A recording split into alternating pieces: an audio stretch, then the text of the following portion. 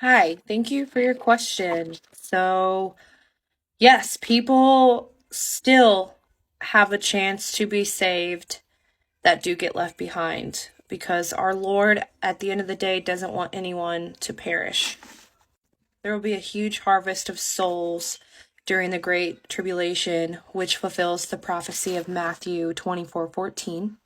And people from all around the world, all walks of life, every tongue, tribe, and nation will have the chance to give their life to Christ during the tribulation.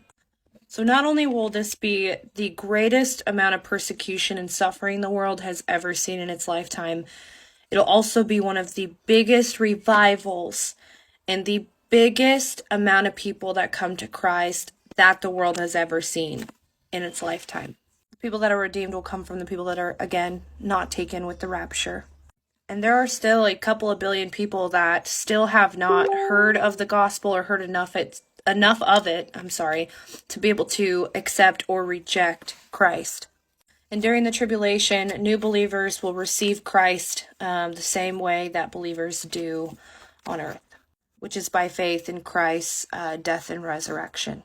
Now, when you do get saved during the tribulation, unfortunately, you will be forced, if you do truly get saved during the tribulation period, you will die for your faith.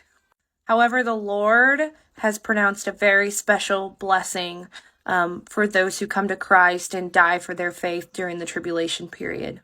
God talks about that in Revelation 14:13.